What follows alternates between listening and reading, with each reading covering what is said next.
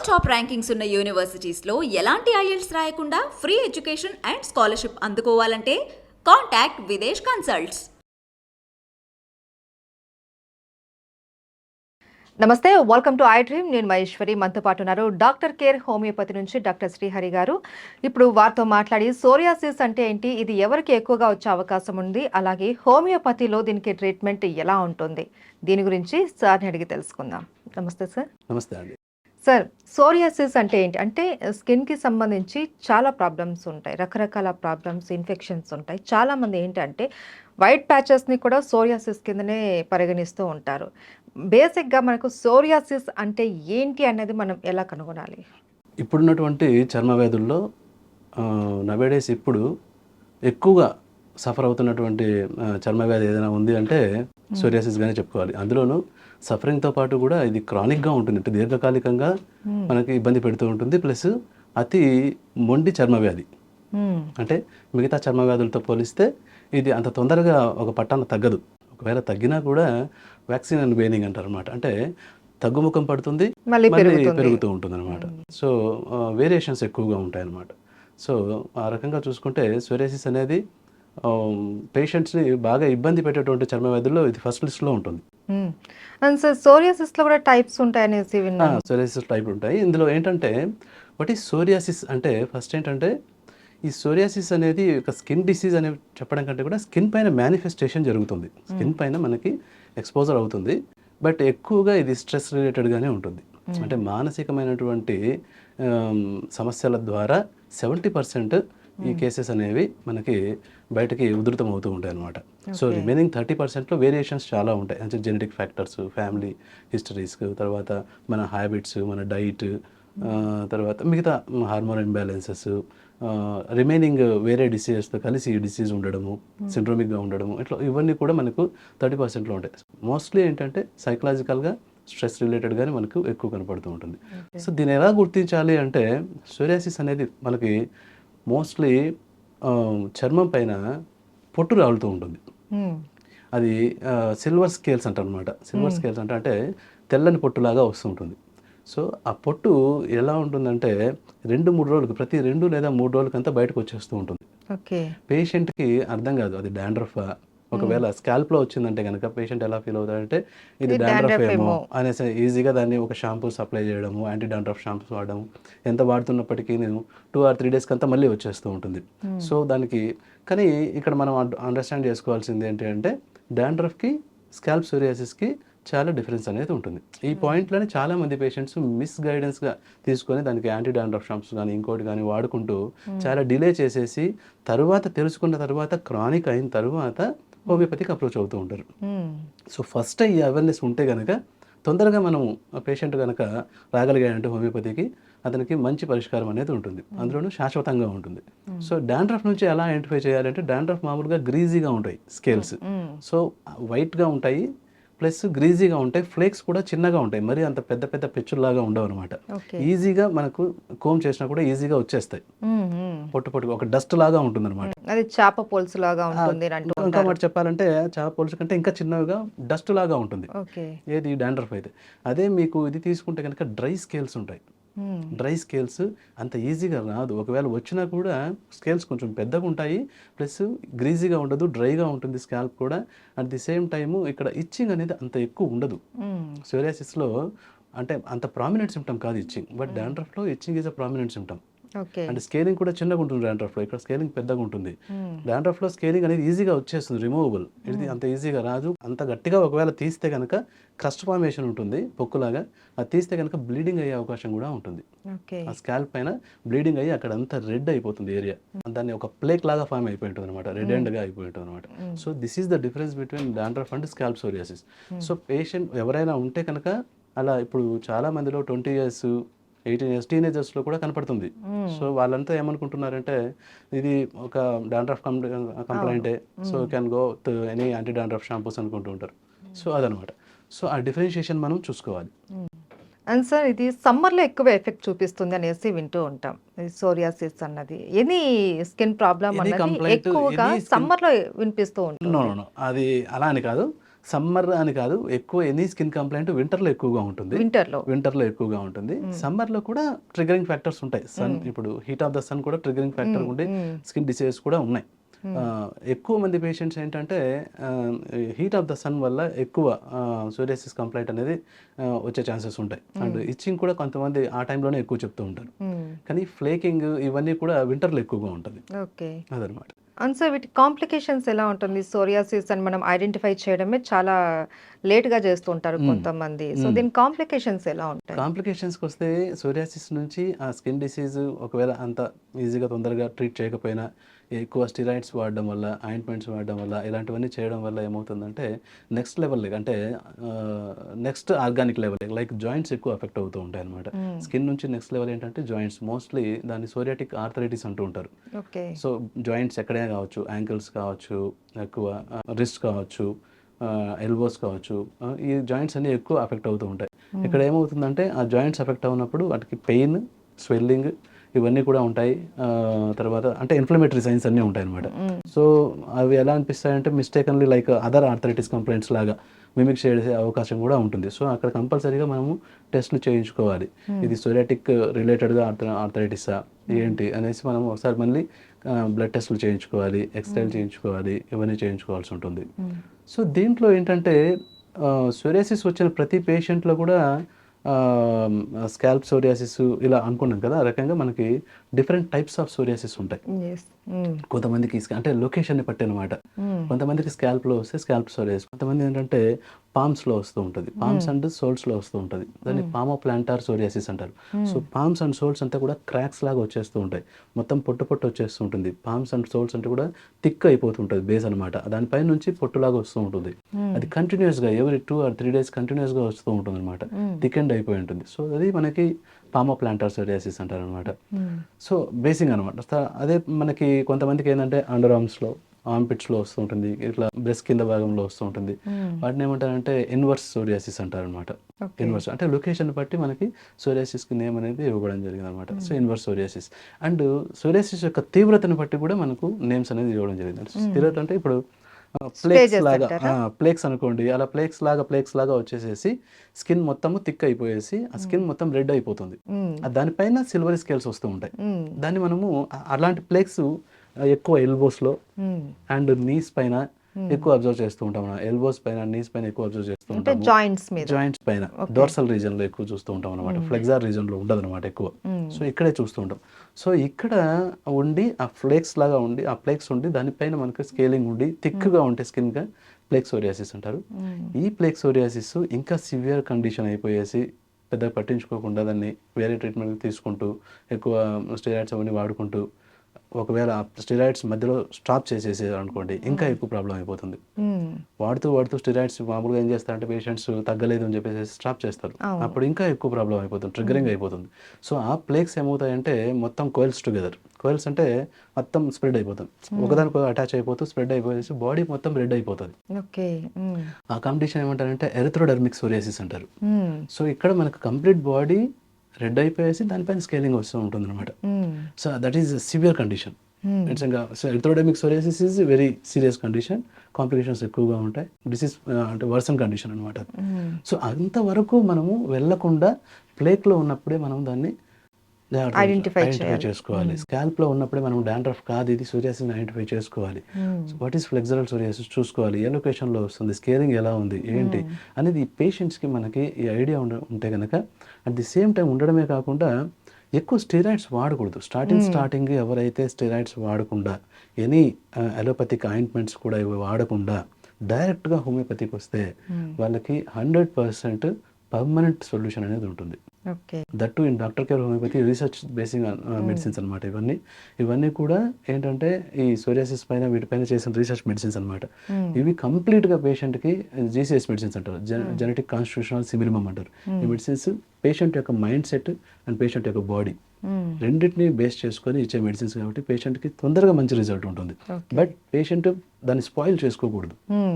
తొందరగా ఐడెంటిఫై చేసుకునేసి స్టిరాయిడ్స్ వాడకుండా అసలు ఏ మెడిసిన్ అలోపతి ఆయింట్మెంట్స్ కానీ ఎటువంటి మెడిసిన్స్ తీసుకోకుండా డైరెక్ట్ హోమియోపతికి వస్తే షాంపూస్ అండ్ కిటకోనజోల్ షాంపూస్ రకరకాల ఉంటాయన్నమాట. సో ఇట్లాంటి షాంపూస్ అన్ని వాడేస్తూ ఉంటారు అనమాట.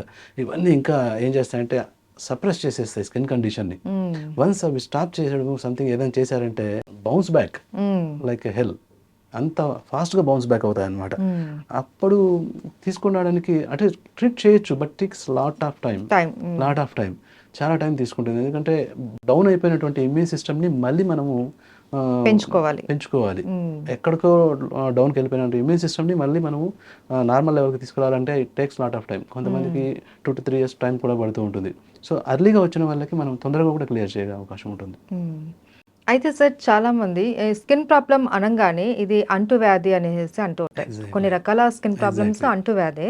మరి సోరియాసిస్ విషయానికి వస్తే ఏంటి సార్? అంటువ్యాధి కాదు, it's not a contagious disease. ఒకరి నుంచి ఒకరికి ఇది ఏమాత్రం కూడా కంటాజియస్ కాదు, అంటే అంటువ్యాధి లాగా వెళ్ళదన్నమాట ఇది. So psoriasis is a not a contagious disease, it's completely auto immune disease.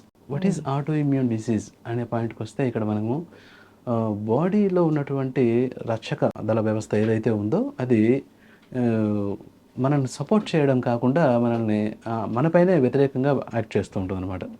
So దాన్ని ఏమంటారంటే ఆటో ఇమ్యూన్ డిసీజ్ అంటారు అనమాట. సో ఇక్కడ ఈ ఆటో ఇమ్యూన్ డిసీజ్కి ఏవైతే ట్రిగరింగ్ ఫ్యాక్టర్స్ ఉన్నాయో ఆ ట్రిగరింగ్ ఫ్యాక్టర్స్ అన్నిటినీ కూడా మనము స్టేబుల్ చేసుకోవాలి.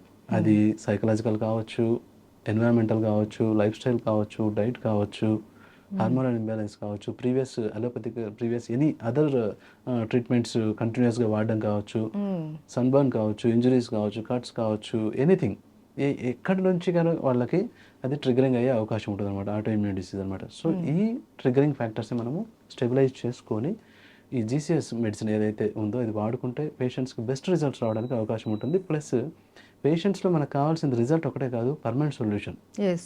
ఎందుకంటే కొద్ది రోజులు వాడి మళ్ళీ అది తగ్గినట్టు ఏంటంటే తగ్గుతుంటుంది. డిసీజ్ ఇట్ సెల్ఫ్ అంటే డిసీజే తగ్గుముఖం పడుతూ ఉంటుంది, పెరుగుతూ ఉంటుంది. సో ఇది ఈ హెచ్చు తగ్గులు కాకుండా కంప్లీట్గా ఈ వేవ్ లైక్ అనమాట. It's like A wave like, అంటే అప్ అండ్ డౌన్స్ ఎలా వేవ్లో ఉంటాయో ఆ రకంగా అప్ అండ్ డౌన్స్ డిసీజ్లో కూడా ఉంటాయి.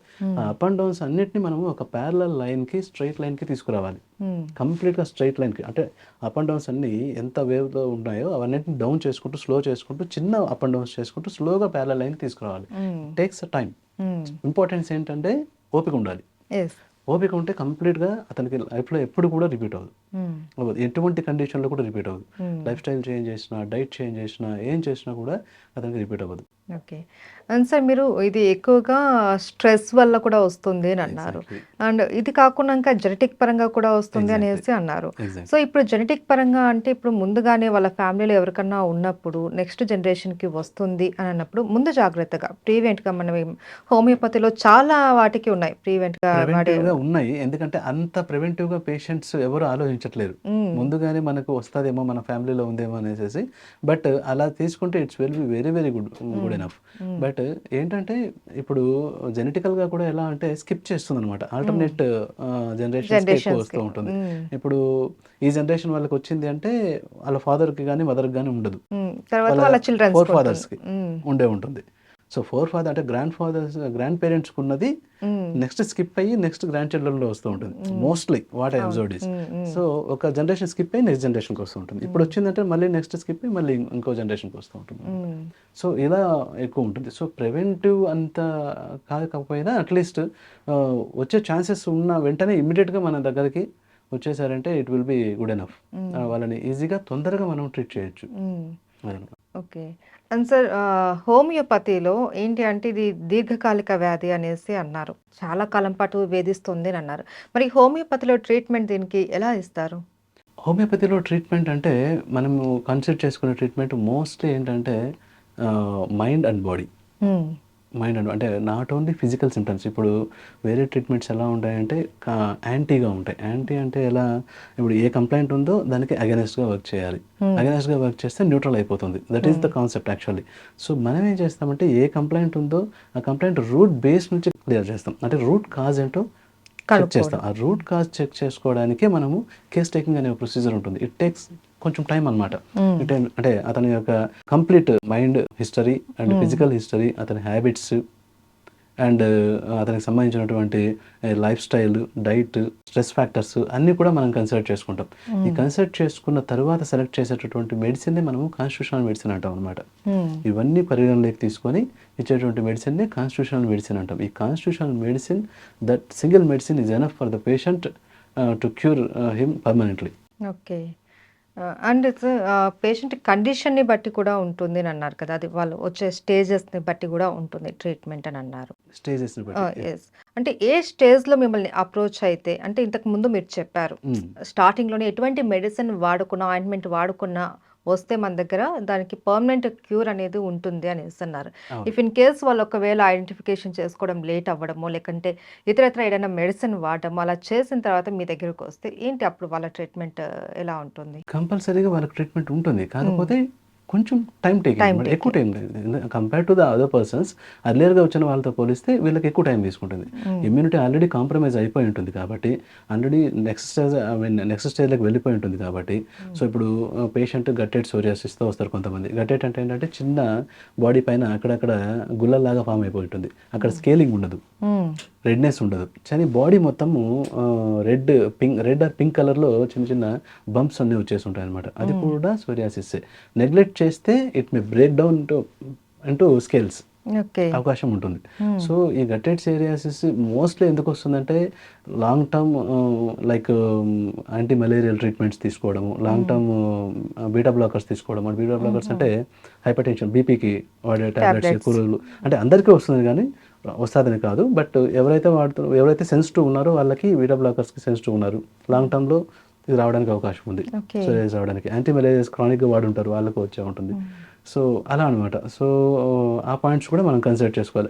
అంటే కొన్ని రకాల మెడిసిన్స్ వాడడం వల్ల కూడా మనకి సోరియాసిస్ వచ్చే అవకాశం. మోస్ట్లీ నేను అబ్జర్వ్ చేసిన కేసెస్లో అయితే మాత్రము చిన్న పిల్లల్లో సోరియాసిస్ చాలా మందికి వచ్చింది. వీళ్ళల్లో మోస్ట్లీ బ్యాక్గ్రౌండ్లో హిస్టరీలో ఆస్తమా కంప్లైంట్ కానీ, నోస్ బ్లాక్స్ కానీ, సైనస్ కంప్లైంట్స్ కానీ చిన్నప్పటి నుంచి ఉండి, వాళ్ళకి అడినైటిస్ కంప్లైంట్ కానీ ఇలాంటివి ఉండి, వీళ్ళు ఎక్కువ ఇన్హేలర్స్ వాడడము, స్ప్రేస్, నాసల్ స్ప్రేస్ వాడడము, అంటే స్టెరాయిడ్స్ కాంబినేషన్తో స్ప్రేస్ వాడడము, ఇలా ఉన్న వాళ్ళల్లో నేను అబ్జర్వ్ చేసిన కేసుల్లో మోస్ట్ ఆఫ్ ద కేసెస్ అవి వాడిన తర్వాత, స్టాప్ చేసిన తర్వాత స్కిన్ కంప్లైంట్ కంపల్సరీగా వాళ్ళకి ఫ్లేర్ అప్. అవును, అది సోరియాసిస్ కావచ్చు, లేకపోతే వేరే ఏదైనా కూడా రావచ్చు. సో ఇక్కడ నేచురల్గా తగ్గించుకోవడానికి ట్రై చేయాలి. పిల్లలకి చిన్న కంప్లైంట్ వచ్చిందని చెప్పేసి ఇమ్మీడియట్గా వాళ్ళకి యాంటీబయాటిక్స్ వాడేయడము, స్ప్రేస్ వాడేయడము, ఆయింట్మెంట్స్ వాడేయడం కాకుండా నేచురల్గా తగ్గించుకోవడానికి ప్రయత్నం చేయాలి. అలా తగ్గించుకోగలిగితే నెక్స్ట్ లెవెల్ ఆఫ్ కంప్లైంట్స్ మనకు మ్యాక్సిమం రావు. సో వన్స్ కంప్లైంట్లోకి వచ్చేసాడు అంటే బ్రింగ్ బ్యాక్ చేయాలంటే మెడిసిన్ వాడాల్సిందే. మళ్ళీ ఆయింట్మెంట్స్, మళ్ళీ స్టెరాయిడ్స్ వాడారంటే ఆల్మోస్ట్ ఆల్ బాడీని డ్యామేజ్ చేస్తున్నట్టు. ఇమ్మీడియట్గా హోమియోపతి డాక్టర్ని అప్రోచ్ అవ్వాలి. డాక్టర్ చెప్పినట్టు డైట్, డాక్టర్ చెప్పినటువంటి కొన్ని అడ్వైజెస్, సలహాలు, సూచనలు చేసుకొని కంపల్సరీగా ఒక టర్మ్ చెప్తామన్నమాట. ఇంత ట్రీట్మెంట్ టైం పడుతుంది basing on the patient condition, ఇమ్యూనిటీని బేస్ చేసుకొని ఆ టర్మ్ వరకు వాడుకుంటే చాలు ఎనఫ్. సార్, మీరు చెప్పారు స్ట్రెస్ లెవెల్స్ అన్నది ఎక్కువగా ఉన్నప్పుడు వచ్చే అవకాశాలు ఉన్నాయనేసి. బేసిక్గా చాలా వాటికి స్ట్రెస్ అన్నది కారణం, చాలా ఆరోగ్య సమస్యలకు. దీన్ని మనం ఎలా తగ్గించుకోవాలి, అండ్ అలాగే సోరియాసిస్తో బాధపడే వాళ్ళు ఎలాంటి ఎక్సర్సైజెస్ చేస్తే బెటర్ అంటారు? Stress is a very major factor for psoriasis flare up of symptoms. So ఇక్కడ స్ట్రెస్ని తగ్గించుకోవడానికి చాలా రకమైనటువంటి మనకి ఆప్షన్స్ ఉన్నాయి. అందులో మెడిటేషన్, యోగా చేసుకోవడము, ధ్యానం చేసుకోవడము, and physical exercises, physical activities, warm-ups, walking, తర్వాత లైక్ ఫుడ్ విషయానికి వస్తే కనుక ఆల్కహాల్ కన్జంప్షన్ కంప్లీట్గా అవాయిడ్ చేయాలి. ఆల్కహాల్ కన్జంప్షన్, నాన్ వెజ్, ఇలాంటివన్నీ అంటే లైఫ్ స్టైల్ చేంజెస్లో ఇవి కూడా one of the stress complaint. ఇప్పుడు ఆఫీస్లో స్ట్రెస్ ఉండొచ్చు, ఫ్యామిలీ ప్రాబ్లమ్స్ ఉండొచ్చు, ఎన్నో ఇష్యూస్ ఉంటాయి. సో వీటిలలో స్ట్రెస్ రిలేటెడ్ ఉంది అని చెప్పేసి దానికి తోడు ఈ హ్యాబిట్స్ అలవాటు చేసుకోవడము. సో ఇవన్నీ ఏంటంటే ఇంకా ఎక్కువ ఫ్లేర్ అప్ అయిపోతూ ఉంటుంది అనమాట.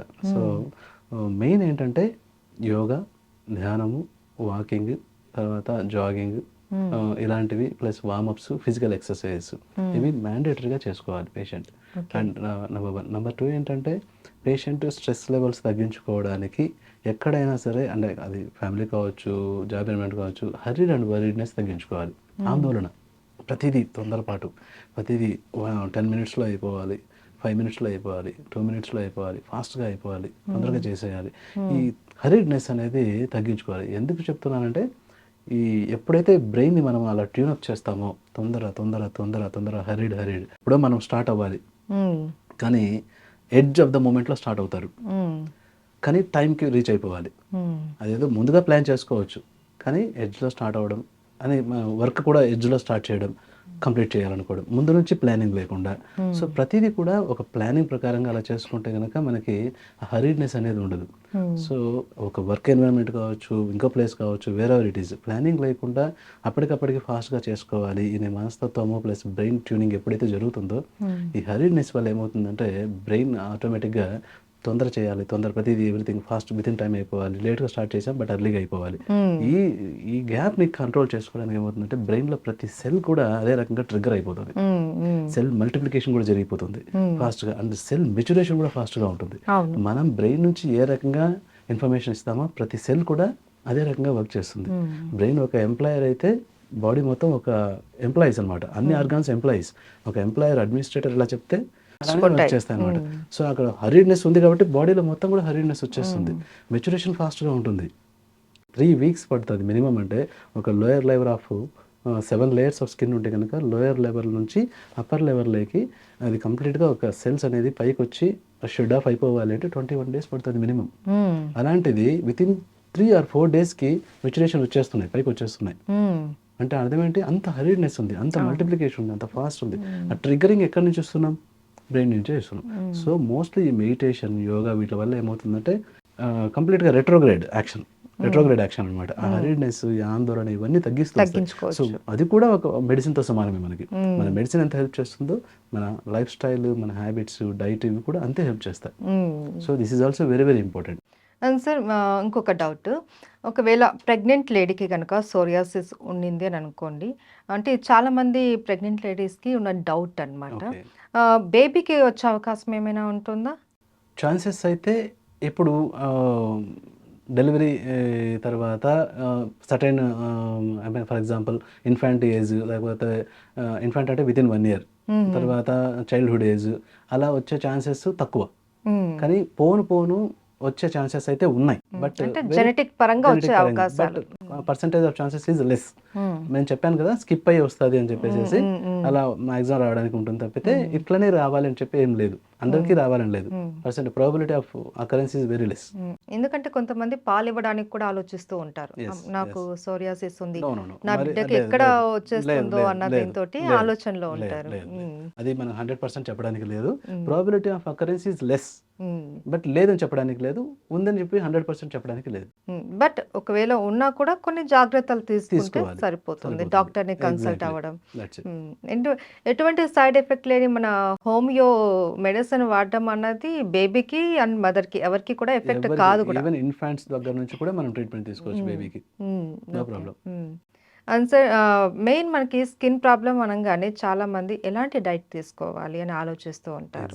ఎందుకంటే చాలా ఇంపార్టెంట్, కొన్ని రకాల ఆహార పదార్థాలు కూడా స్కిన్ మీద చాలా ఎఫెక్ట్ చూపిస్తూ ఉంటాయి. సో వాళ్ళకి మీరేం చెప్తారు సార్, ఎలాంటి డైట్ ఫాలో అవ్వమంటారు? విషయంకి వస్తే హోమియోపతి మెడిసిన్ ఎంత ఇంపార్టెంటో మేము కంపల్సరీగా పేషెంట్కి కేస్ తీసుకున్న తర్వాత కంప్లీట్గా అతని ఇమ్యూనిటీ లెవెల్స్ని బేస్ చేసుకొని ఒక టర్మ్ ఆఫ్ ట్రీట్మెంట్ చెప్పిన తర్వాత దాంతోపాటు డైట్ చార్ట్ కంపల్సరీగా ఇస్తాం. Diet chart is very very important for psoriasis patient. Most of the psoriasis cases diet chart లేకుండా ట్రీట్ అవ్వవు. Maximum diet is very very important. So పేషెంట్కి మెడిసిన్ ఎంత ఇంపార్టెంటో డైట్ కూడా అంతే ఇంపార్టెంట్. ఈ డైట్లో మనకు రెస్ట్రిక్షన్ చేసే ఫస్ట్ పాయింట్ ఏంటి అంటే నాన్ వెజ్ని, అందులోనూ చికెన్ని అవాయిడ్ చేయమని చెప్తాం. చికెన్ చాలా మంది పేషెంట్స్లో, అంటే చికెన్ తీసుకున్న ప్రతి పేషెంట్కి సోరియాసిస్ వస్తుందని లేదు, బట్ సోరియాసిస్ ఉన్న పేషెంట్స్లో chicken is a triggering factor, ఇంకా ఎక్కువ అవకాశాలు. ట్రిగరింగ్ ఫ్యాక్టర్ ఉన్న వాళ్ళలో, నాన్ వెజ్లో చికెన్ తీసుకున్న వాళ్ళలో ట్రిగరింగ్ ఫ్యాక్టర్ కంపల్సరీగా నెక్స్ట్ డే వాళ్ళకి స్కేలింగ్ అనేది పెరుగుతుంది, ఇచ్చింగ్ అనేది పెరుగుతుంది. ఇదైతే పేషెంట్స్ నుంచి అబ్జర్వ్ చేసిన కంప్లైంట్ ఇది. అండ్ సెకండ్ ఏంటంటే సవర్ ఫుడ్, అంటే పులుపు సంబంధించిన ఫుడ్, అంటే బాడీని స్టిమ్యులేట్ చేసేవి తగ్గించాలి. ఆల్రెడీ ఇమ్యూన్ సిస్టమ్ మనకు అగెనెస్ట్గా వర్క్ చేస్తుంది. స్టిమ్యులేట్ చేస్తే ఇంకా అగ్రెసివ్గా వర్క్ చేస్తుంది. బాడీని స్టిమ్యులేట్ చేసే కంప్లైంట్ అన్నింటినీ కూడా దాని కోవలోకి ఏవొస్తాయి అవన్నీ కూడా మనం తగ్గించుకోవాలి. సో సవర్ ఫుడ్ అంటే పులుపు తగ్గించుకోవాలి, నాన్ వెజ్ తగ్గించుకోవాలి, అండ్ బ్రింజాల్, వంకాయ, గోంగూర ఇవన్నీ కూడా తగ్గించుకోవాలి. సో డైట్లో ఇవన్నీ రెస్ట్రిక్షన్స్ కంపల్సరీ చేయాలి. చాలా మందికి నేను అబ్జర్వ్ చేసింది మిల్క్ ప్రొడక్ట్స్ తీసుకుంటే కూడా అగ్రవేటింగ్ ఫ్యాక్టర్ ఉంది. మిల్క్ ప్రొడక్ట్స్ సో అందరికీ కాదు, కొంతమందిలో మిల్క్ ప్రొడక్ట్స్ ఎనీథింగ్ లైక్ పాలు, పెరుగు ఇవి తీసుకున్నా కూడా వాళ్ళకి నెక్స్ట్ డే కొంచెం అప్పుడే ఎఫెక్ట్ చూపిస్తూ ఉంటుంది. అవి కూడా అబ్జర్వ్ చేసాం. వీట్ కంటెంట్, చపాతీలు, సో గోధుమతో చేసిన ఐటమ్స్ ఏవి తీసుకున్నా కూడా దాంతో వల్ల కూడా అగ్రవేటింగ్ ఫ్యాక్టర్స్ అనేది చూస్తున్నాం. దాన్ని కూడా ఒక అగ్రవేటింగ్ ఫ్యాక్టర్గా అబ్జర్వ్ చేసాం. సో వీటిలలో పేషెంట్కి ఆ పేషెంట్ యొక్క కస్టమైజ్డ్గా అనమాట. ప్రతి పేషెంట్కి అన్ని సెన్సిటివ్ ఉండడం లేదు. ఇవన్నీ sensitive for all the patients. అంటే అందరిలో అబ్జర్వ్ చేసిన పేషెంట్స్లో మనం కామన్గా తీసుకున్న ట్రిగరింగ్ ఫ్యాక్టర్స్ ఇవన్నమాట. ఇందులో కొన్ని ప్రతి పేషెంట్కి ఉండొచ్చు. అయితే సార్, సోరియాసిస్ ఉన్న పర్సన్ సన్కి ఎక్స్పోజ్ అవ్వగానే స్కిన్ బర్నింగ్ సెన్సేషన్ రావడం ఇలా వచ్చేసరికి వాళ్ళు ఏంటి అని అంటే మొత్తం బయట వెళ్ళడానికే ఆలోచనలో పడ్డం, లేకపోతే నలుగురిలో వెళ్తే వాళ్ళు ఫేస్ అంతా కూడా ఇలా ప్యాచెస్ లాగా ఉండి చూపించుకోలేకపోవడం, బయట పోవడానికి ఇబ్బంది పడ్డం అలా ఉంటారు. సో వాళ్ళు ఎలాంటి జాగ్రత్తలు తీసుకొని వెళ్ళాలంటారు? ఇప్పుడు ఎర్లీ మార్నింగ్ సన్ ఎక్స్పోజర్ అనుకోండి, ఇట్స్ నాట్ ప్రాబ్లం, చేసుకోవచ్చు. అది ఉండి విటమిన్ డి క్యాప్సూల్స్ కూడా సజెస్ట్ చేస్తూ ఉంటాం. విటమిన్ డి కూడా తీసుకోమని చెప్తూ ఉంటాం. Important vitamin D. సో అది plus morning sun exposure is best treatment for psoriasis patient. Mid afternoon ఆ సన్ రైజ్కి ఎక్కువ ఎక్స్పోజ్ అవ్వకూడదు. సో యూవీ రేస్ ఎక్కువగా ఉంటాయి. సో అది ఎక్కువ హాని చేయడానికి అవకాశం ఉంటుంది. ఆల్రెడీ డ్యామేజ్ అయిన స్కిన్ ఇంకా ఎక్కువ ఇరిటేట్ చేస్తుంది. సో దానివల్ల ఎక్కువ సమస్య అయ్యే అవకాశం ఉంటుంది. కానీ అదే సోల్ కాజ్ కాదు. ఆల్రెడీ ఇక్కడ ప్రాబ్లం ఉంది కాబట్టి ప్రాబ్లం అనేది అగ్రవేటింగ్గా చేస్తుంది. సో మోస్ట్లీ మిడ్ ఆఫ్టర్నూన్ ఆ టైంలో కానీ ఎక్కువ సన్నీ ఏరియాస్లో టోటల్ కవరింగ్ అనేది ఉండాలి కంపల్సరీగా. మోస్ట్లీ తిరగకపోవడమే బెటర్. సో ఇది మెయిన్ మనం కన్సిడర్ చేసుకోవచ్చు. అట్లా అని చెప్పేసి కంప్లీట్గా మనం సన్ ఎక్స్పోజర్ లేదు, ఉండకూడదు అని ఏం లేదు. సో మార్నింగ్ ఎక్స్పోజర్ ఉండొచ్చు, ప్లస్ విటమిన్ డి అనేది వీక్లీ వన్స్ కంపల్సరీగా తీసుకోవచ్చు. Not an issue. అండ్ మీరు చెప్పారు కొన్ని రకాల లక్షణాలు ఏంటంటే అది చర్మం థిక్గా రెడ్డిష్గా ఉండడము, అండ్ పొలుసు లాగా రావడం, డస్ట్గా వచ్చేయడం అనేసి అన్నారు. ఇవి కాకుండా ఇంకా వేరే ఏమైనా సిమ్టమ్స్ ఉంటాయా ఐడెంటిఫై చేయడంలో? ఇవి మేజర్ కంప్లైంట్స్, ఇవి మేజర్ సిమ్టమ్స్ అనమాట పేషెంట్ నుంచి మనం అబ్జర్వ్ చేసేది. ఇంకా కాంప్లికేషన్స్ లెక్క వస్తే జాయింట్ పెయిన్స్, ఇవే ఎక్కువ మనం అబ్జర్వ్ చేస్తాం అనమాట. ఇంతే మెయిన్ మేజర్ కంప్లైంట్స్. ఇంతకంటే మనం ఎక్స్ట్రాగా ఏం అబ్జర్వ్ చేయలేదు. వీటితోనే ఈజీగా మనం ఐడెంటిఫై చేయొచ్చు. అయితే సార్, డాక్టర్ కేర్ పర్టికులర్గా కొన్ని రకాల సమస్యలకు, ఆరోగ్య సమస్యలకు వాళ్ళే రీసెర్చ్ చేసి మెడిసిన్ని తయారు చేసి ఇస్తున్నారు అనేసి విన్నాం. అందులో ఒకటి సోరియాసిస్. సో ఈ సోరియాసిస్కి సంబంధించి ఇప్పటివరకు డాక్టర్ కేర్ హోమియోపతిలో సక్సెస్ రేట్ ఎలా ఉంది sir? Success rate almost 70 to 80% పైన ఉంది. ఎందుకంటే సక్సెస్ రేట్ పేషెంట్ యొక్క కండిషన్, పేషెంట్ యొక్క సివియారిటీ లెవెల్ అండ్ ఇమ్యూనిటీ ఎంత కాంప్రమైజ్ అయింది దాన్ని బేస్ చేసుకుని ఏ లెవెల్లో మన దగ్గరకు వస్తున్నాడు, తదితర కంప్లైంట్స్ ఏమైనా ఉన్నాయా దాంతోపాటు ఇంకా బీపీ, షుగర్, ఇంకా థైరాయిడ్, ఇంకా అదర్ కంప్లైంట్స్, ఆటోఇమ్యూన్ డిసీజెస్, ఎస్ఎల్ఈస్, అదే arthritic complaints and age factor, ఇవన్నీ కూడా మనకు పరిగణలోకి తీసుకోవాలి.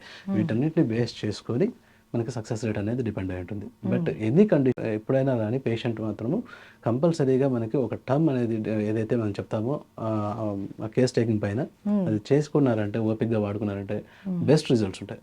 The best results. Yes sir, right. Thank you so much sir. నిజంగా సోరియాసిస్ అన్నది చాలామంది ఇబ్బంది పడుతున్న సమస్య. అది వస్తే ఒకసారి పోదు, దీర్ఘకాలిక సమస్య అది.